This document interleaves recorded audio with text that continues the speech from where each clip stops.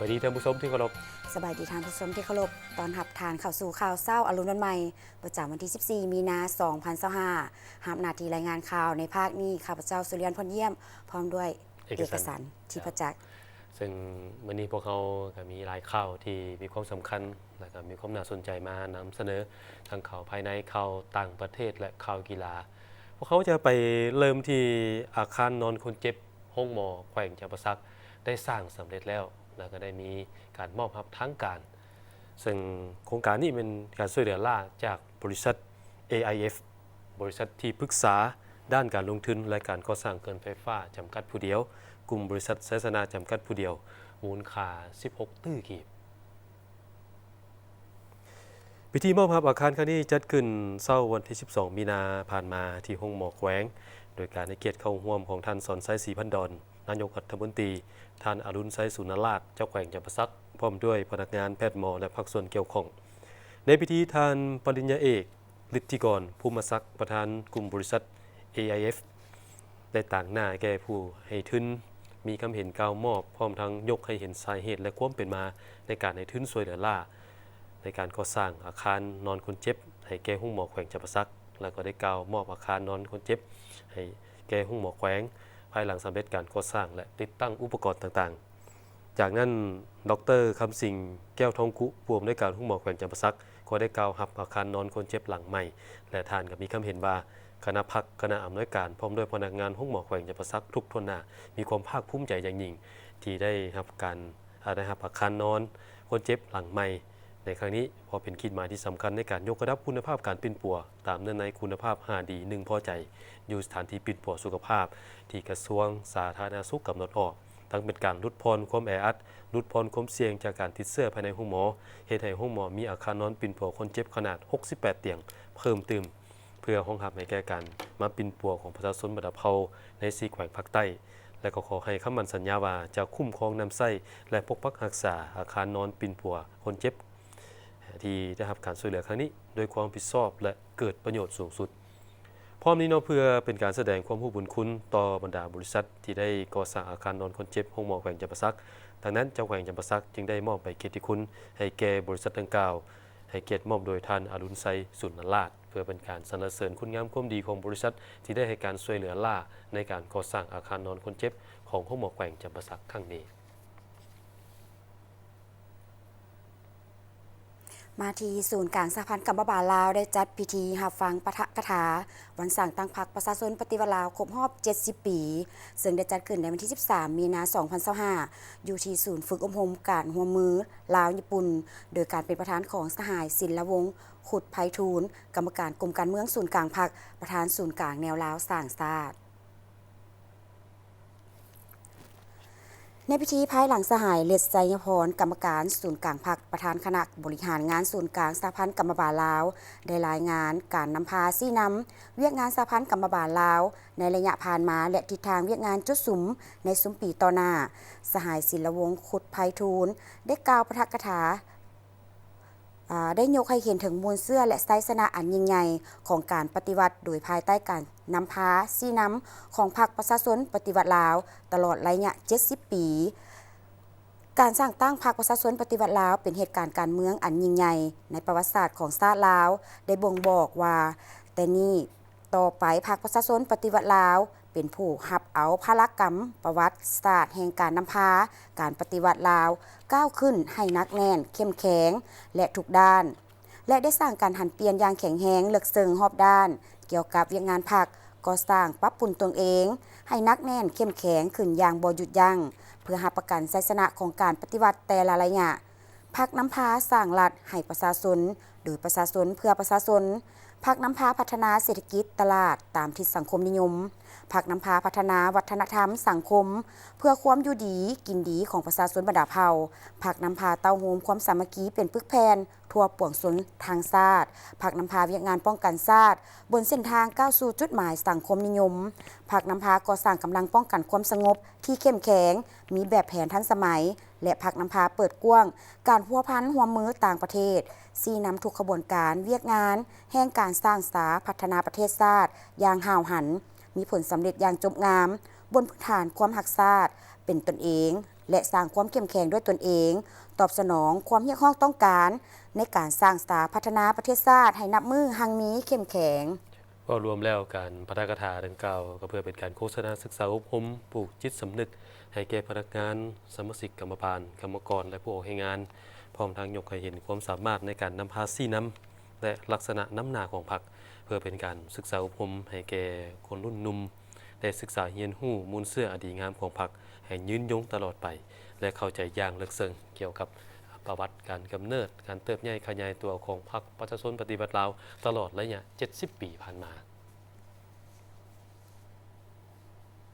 จากพร้อมเดียวก็ในวันที่12 มีนาผ่านมาห้องว่าการสำนักงานนายกรัฐมนตรีก็ได้จัดของประชุมเพื่อเผยแพร่เอกสารวันสำคัญของชาติของพรรคโดยเฉพาะวันสร้างตั้งพรรคครบรอบ70 ปีโดยการเป็นประธานร่วมและเผยแพร่ของสหายบัวคงนามวงศ์กรรมการส่วนกลางพรรคเลขาคณะบริหารพรรครัฐมนตรีหัวหน้าห้องว่าการสำนักงานนายกรัฐมนตรีและสหายพลโทแสงนวลสัญราชเลขาคณะพรรคประธานสหพันธ์นักรบเก่าแห่งชาติลาวเอกสารที่นำมาเผยแพร่ในครั้งนี้ประกอบมีเอกสารบันเขียนแค้นของประชาชนลาววันนักรบเสียองค์และเสียสละชีวิตเพื่อประเทศชาติวันที่21 มีนาปี 1946โดยการเผยแพร่ของสหายพลโทแสงนวลสัญราชซึ่งสหายได้ยกให้เห็นเหตุการณ์และการต่อสู้อย่างพิราอาจหาญของทหารและประชาชนเมืองท่าแขกความหมายความสำคัญของบรรพบดังกล่าวที่ได้กลายเป็นเหตุการณ์ประวัติศาสตร์แห่งการต่อสู้พิราอาจหาญของประชาชนลาวและกลายเป็นกระแสฟ้องให้แก่การปฏิบัติชาติประชาธิปไตยของพวกเขาก้าวไปสู่การปลดปล่อยชาติอย่างสมบูรณ์เอกสารวันสั่งตั้งพรรคประชาชนปฏิวัติลาวครบรอบ70 ปีเอกสารของประชุมสัมมนาวิทยาศาสตร์70 ปีภายใต้การนำพาของพรรคที่มีเกียรติสง่าโดยการเผยแพร่ของสหายบัวคงนามวงศ์ซึ่งสหายได้ยกให้เห็นขบวนนิวัตแห่งการกำเนิดของพรรคประชาชนลาว70 ปีแห่งการชี้นำพาของพรรคประชาชนปฏิบัติลาวและมากผลที่ได้รับการเสริมขยายมูลเสื้อธาตุแท้ของพรรคเนื้อในสำคัญเอกสารของประชุมสัมมนาวิทยาศาสตร์เป็นต้นการกำเนิดของพรรคประชาชนลาวเป็นบัตรเลี้ยวประวัติศาสตร์ตัดสินชัยชนะของการปฏิบัติพรรคประชาชนปฏิวัติลาวนำพาภารกิจปลดปล่อยชาติอย่างสมบูรณ์พรรคก่อสร้างปรับปรุงอย่างบ่หยุดยั้งเพื่อรับประกันชัยชนะของการปฏิบัติแต่ละระยะพรรคนำพาสร้างรัฐของประชาชนโดยประชาชนเพื่อประชาชนพรรคนำพาพัฒนาเศรษฐกิจตลาดตามทิศสังคมนิยมพรรคนำพาพัฒนาวัฒนธรรมสังคมเพื่อความอยู่ดีกินดีของประชาชนบรรดาเผ่าพรรคนำพาเต้าห่มความสามัคคีเป็นพึกแผ่นทั่วปวงชนทั้งชาติพรรคนำพาเวียกงานป้องกันชาติบนเส้นทางก้าวสู่จุดหมายสังคมนิยมพรรคนำพาก่อสร้างกำลังป้องกันความสงบเข้มแข็งมีแบบแผนทันสมัยและพรรคนำพาเปิดกว้างการพัวพันร่วมมือกับต่างประเทศพร้อมกันนี้ก็ได้เผยแพร่เอกสารผลสำเร็จของประชุมครบคณะครั้งที่ 3ของคณะกรรมการศูนย์กลางพรรคคอมมิวนิสต์จีนสมัยที่20มติตกลงมาด้วยเอกสารของพรรคประชาชนปฏิวัติลาวฉบับเลขที่25/กมสพลงวันที่24 ธันวาคม 2024การเผยแพร่เสื่อมซึมบรรดาเนื้อในของเอกสารสำคัญของพรรคของชาติในครั้งนี้เพื่อให้สมาชิกพรรคพนักงานราชการทั่วห้องว่าการสมัครงานนายกรัฐมนตรีเห็นได้พูนเสื้ออันพิราอาจหาญของบรรพบุรุษถอดถอนอาวุธเฮียนและประสบการณ์อันดีเลิศของบรรดาผู้นำมูลไส้เขาในพฤติกรรมตัวจริงรับรู้เข้าใจและยึดมั่นอุดมการณ์ของพรรคมีความนักแน่นทางด้านการเมืองแนวคิดมีคุณสมบัติศีลธรรมปฏิบัติกำแน่นและเป็นเอกภาพต่อบรรดาเนื้อในจิตใจของเอกสารที่นำมาเผยแพร่เสริมซึมพร้อมทำนำไปค้นคว้าจะตั้งผันขยายเข้าในการจัดตั้งปฏิบัติเวียกงานตัวจริงตามหน้าที่การเมืองและความรับผิดชอบของตนในเงื่อนไขใหม่ให้เกิดประโยชน์สูงสุดต่อประเทศชาติและประชาชนเปิดกล่องประชุมใหญ่สมาชิกสาวหนุ่มครั้งที่ 5ของคณะสาวหนุ่มคณะโฆษณาอุ้มหมศูนย์กลางพรรคเพื่อสรุปตีราคาคืนผลสำเร็จการจัดตั้งปฏิบัติพร้อมทั้งคัดเลือกเอาคณะบริหารงานสาวหนุ่มสุดใหม่ซึ่งจัดขึ้นในวันที่13 มีนาคม 2025กล่าวเปิดกองประชุมโดยทานนางสุขสวรรค์อินคาวิไลเลขาคณะบริหารงานสาวหนุ่มคณะโฆษณาอบรมศูนย์กลางพรรคให้เกียรติเข้าร่วมของทานคำพันธ์เผยยวงศ์หัวหน้าคณะโฆษณาอบรมศูนย์กลางพรรคประธานสภาทฤษฎีศูนย์กลางพรรคทานมอนไซลาวมอทรงเลขาคณะบริหารงานศูนย์กลางสาวหนุ่มประชาชนปฏิวัติลาวพร้อมสมาชิกสาวหนุ่มและแขกถึกเชิญ ท่านนางสุขสวรรค์อินทวิไลได้ผ่านรายงานการเมืองการเคลื่อนไหวเวียกงานของสมาชิกสาวหนุ่มของตนใน5 ปีผ่านมา โดยภายใต้การนำพาซี่นำของคณะพรรคคณะโฆษณาอบรมศูนย์กลางพรรคคณะบริหารงานสาวหนุ่มได้ถือเอาสำคัญเวียกงานศึกษาอบรมการเมืองแนวคิดให้แก่สมาชิกพรรคตามกฎระเบียบของศูนย์กลางสาวหนุ่ม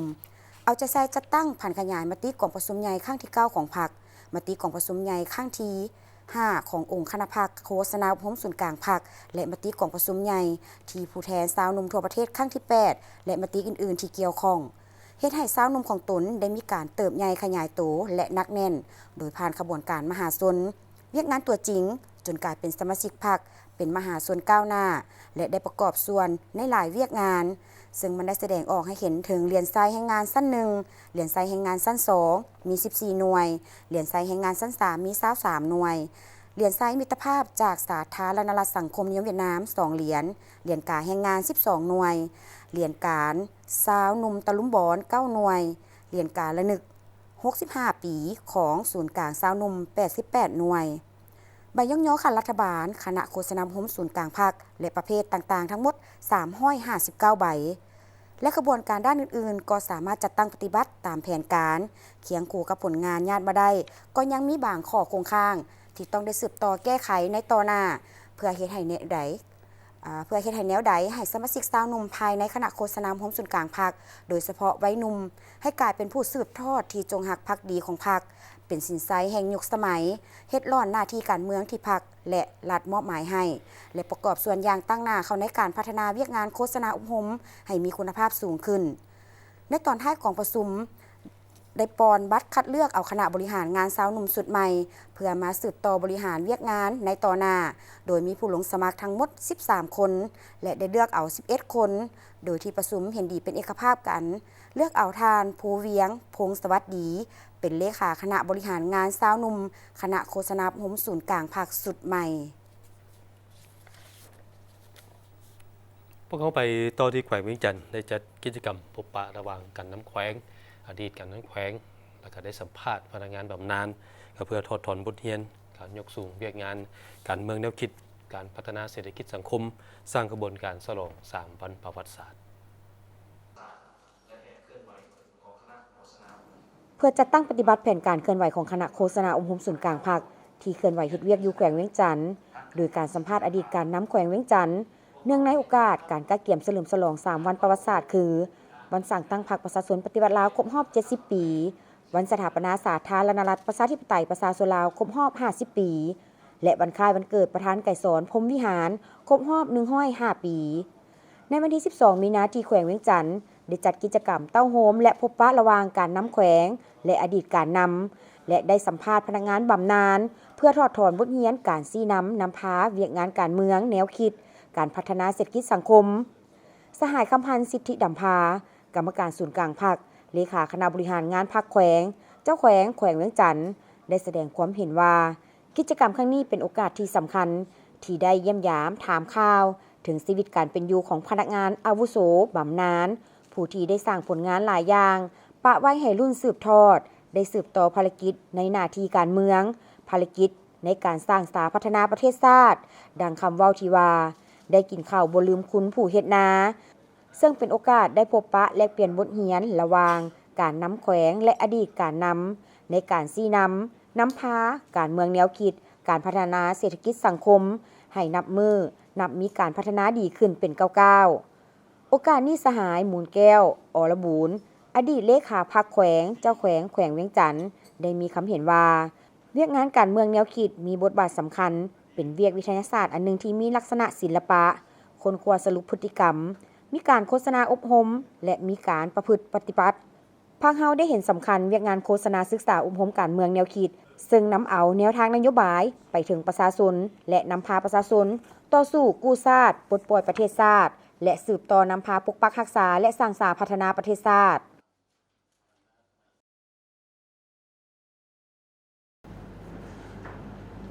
มันมีความสำคัญต่อการปฏิวัติและเวียกงานก่อสร้างปรับปรุงพรรค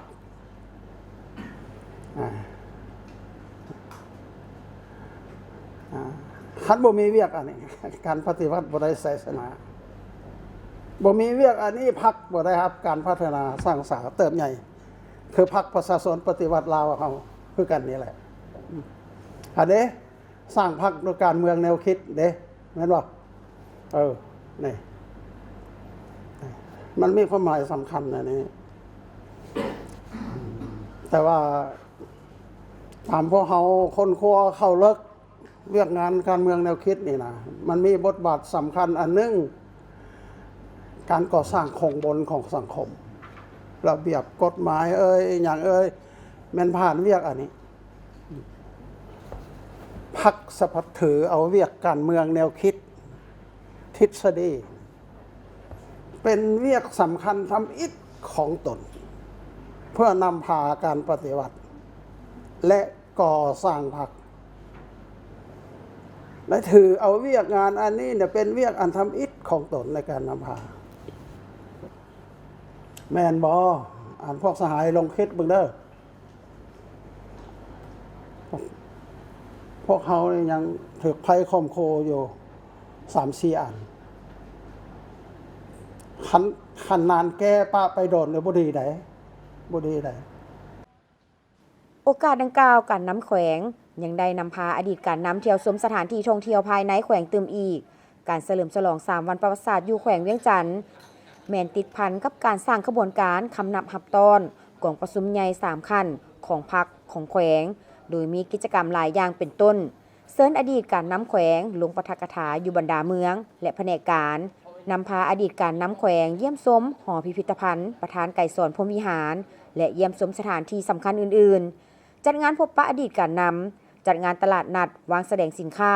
และจัดการแข่งขันกีฬาศิลปะและกิจกรรมอื่นๆเพื่อให้มีบรรยากาศที่เต็มไปด้วยความหมายความสำคัญ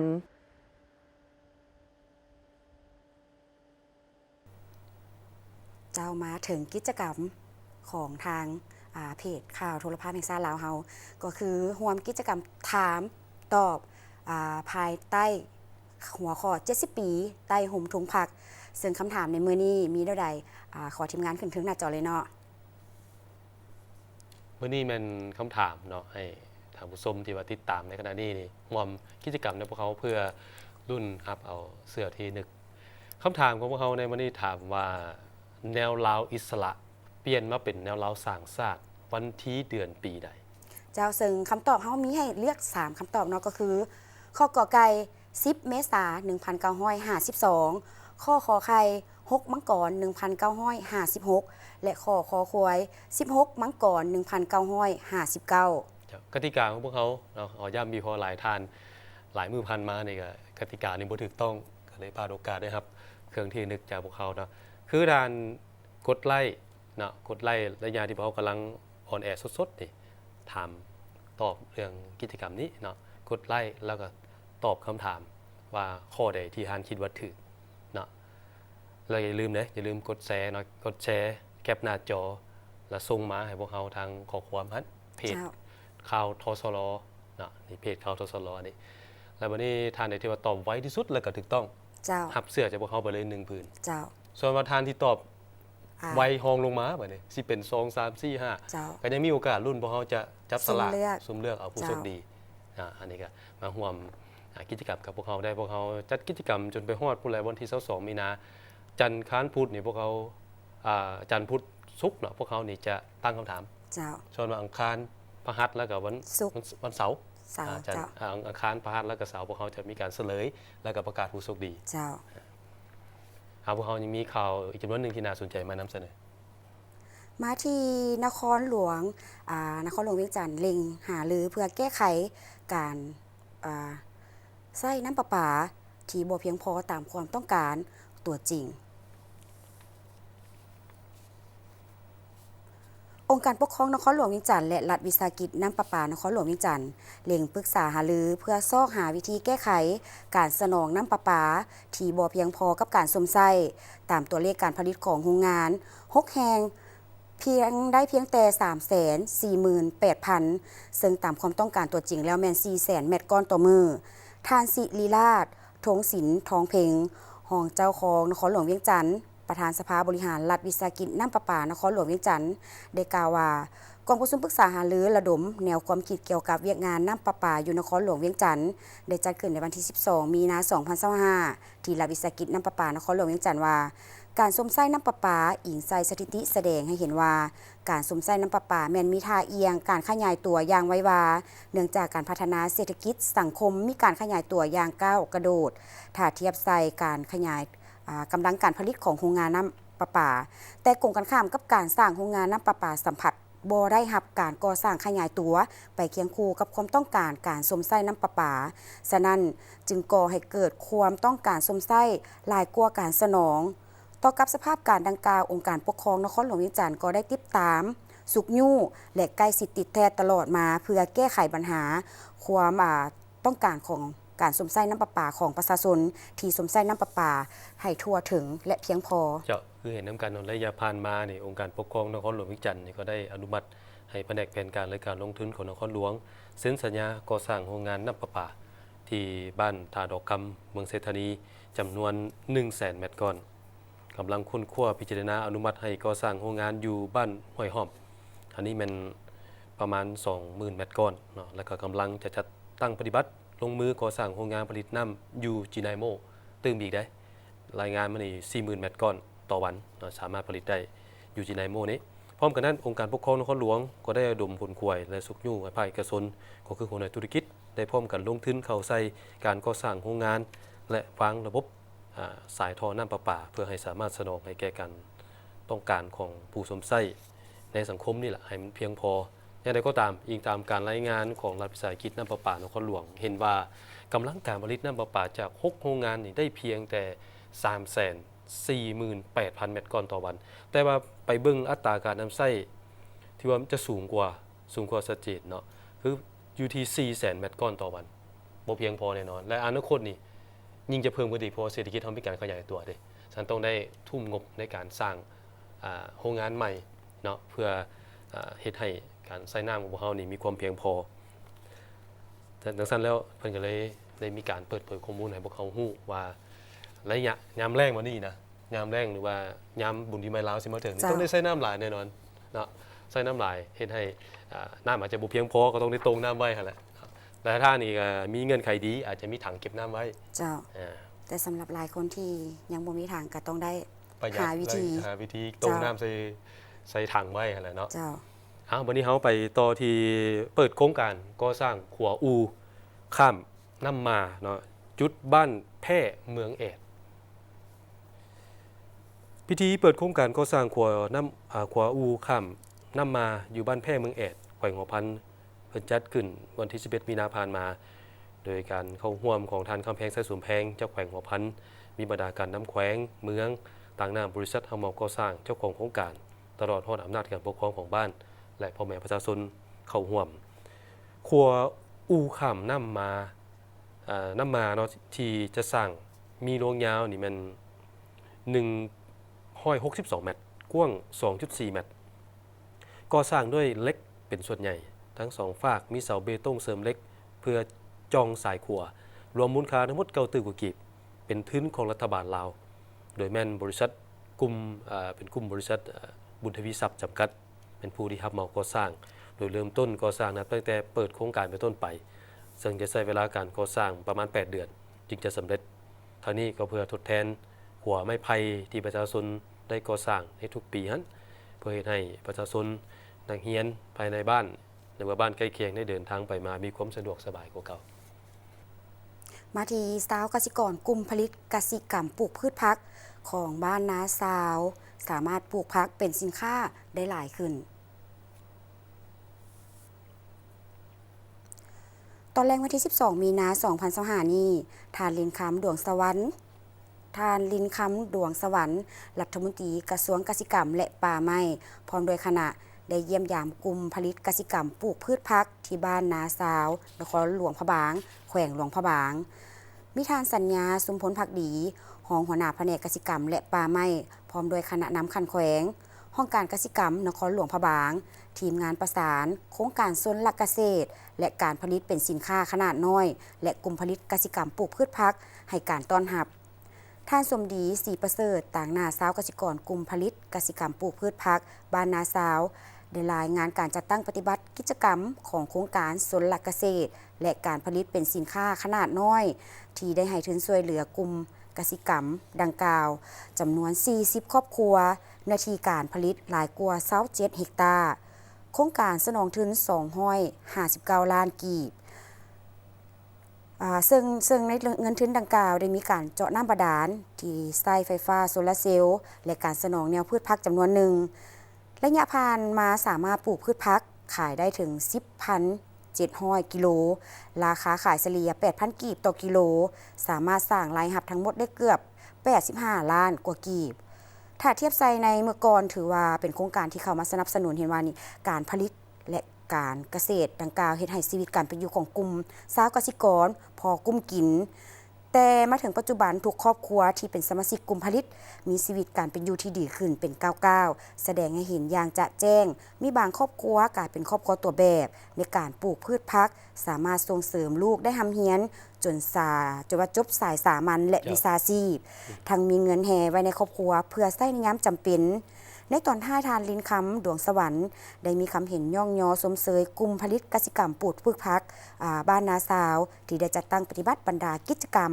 ตามเป้าหมายของโครงการได้ดีพร้อมทั้งให้สืบต่อการปลูกพืชพักกลายเป็นสินค้าส่งออกสู่ท้องตลาดนครหลวงพระบางและต่างแขวง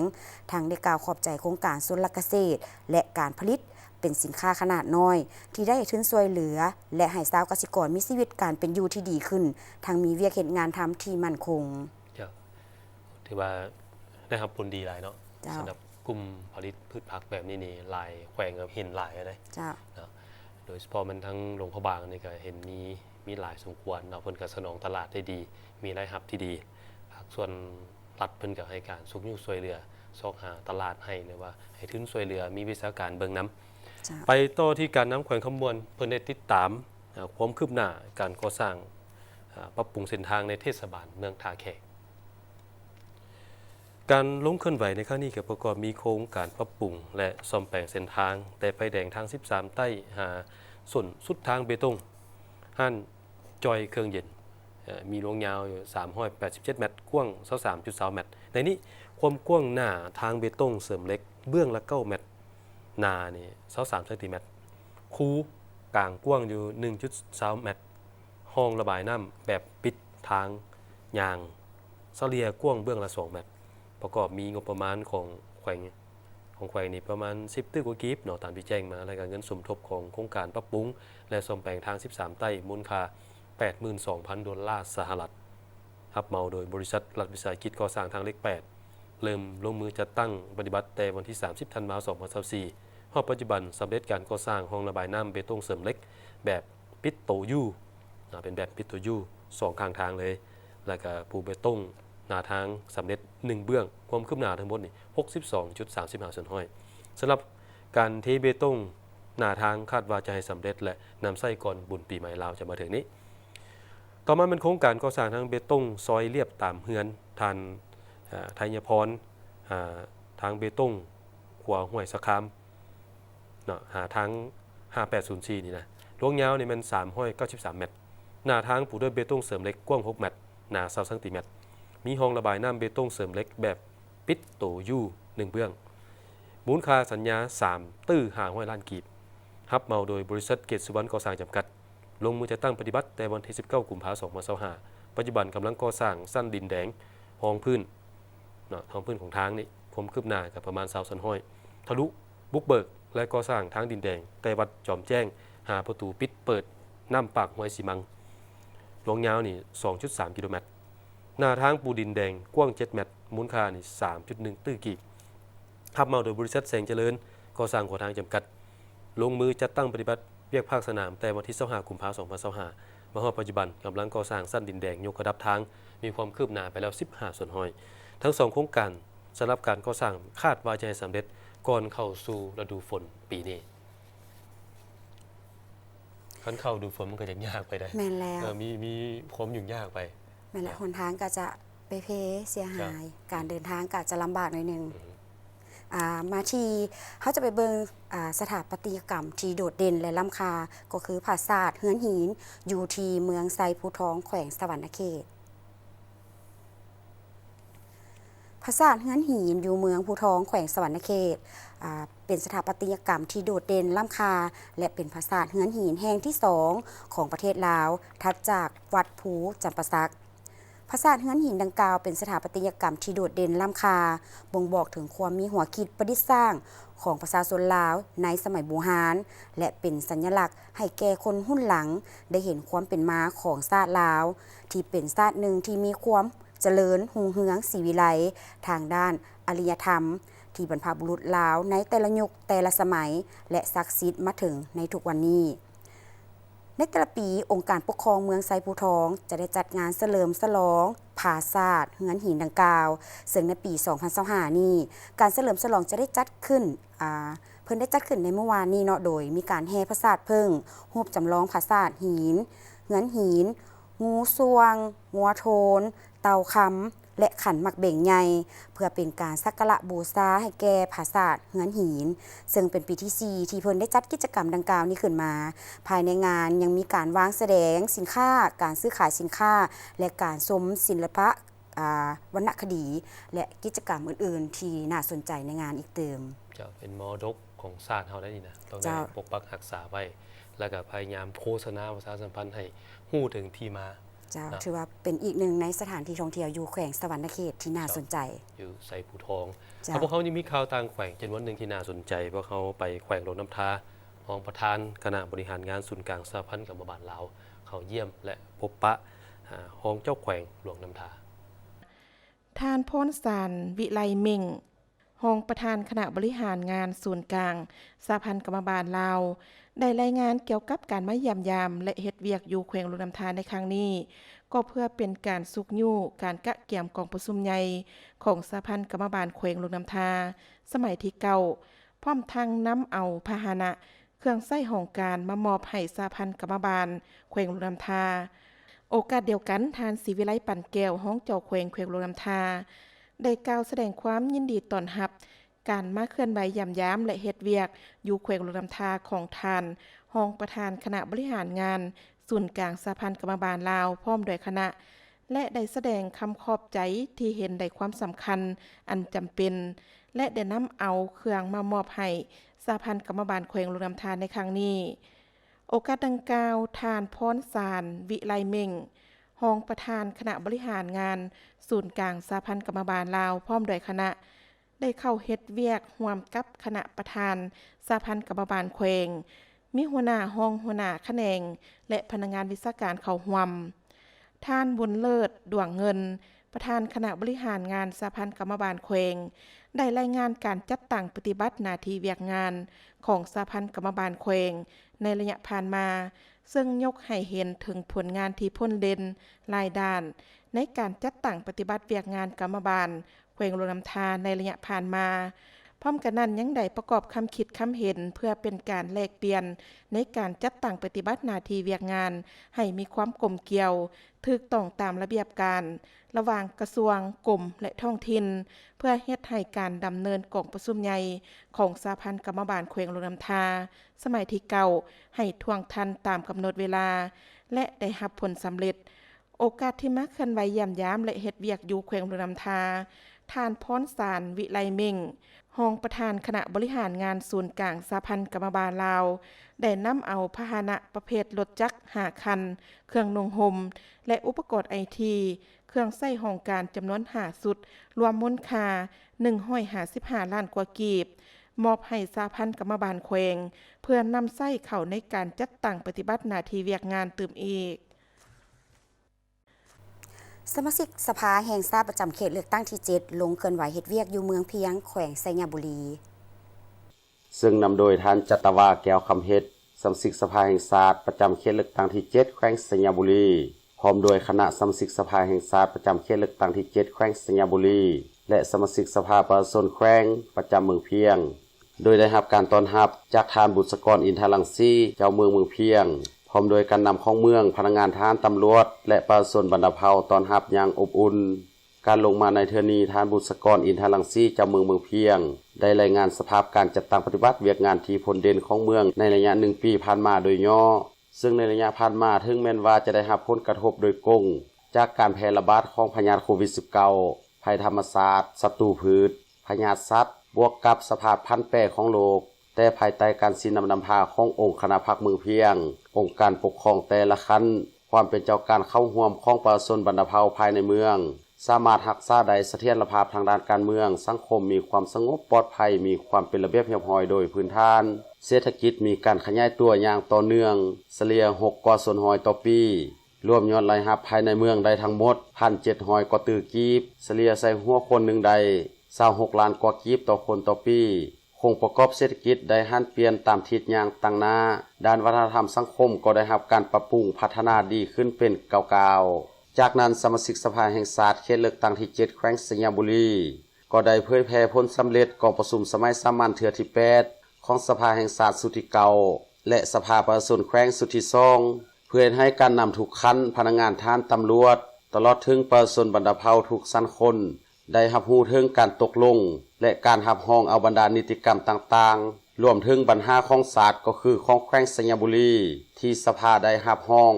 ได้ทึกนำไปจัดตั้งปฏิบัติเข้าในเวียกงานตัวจริงของแต่ละภาคส่วนอย่างลึกซึ้งทึกต้องสอดคล้องกับความเห็นของต้องการของหน้าที่การเมืองในระยะใหม่จากชัยบุรีไปแขวงบุรีคำไซได้มีกองประชุมคณะนำคณะประสานงานแขวงบุรีคำไซและคณะตรวจสอบประจำภาคกลางให้เกียรติเข้าร่วมของท่านคำเวียนปัญญานุวงศ์รองเจ้าแขวงบุรีคำไซและท่านพรสมัยจันทร์ศรีนารองประธานองค์การตรวจสอบประจำภาคกลางซองมีคณะนำคณะประสานงานและแขนงการที่เกี่ยวข้องทั้งสองฝ่ายเข้าร่วม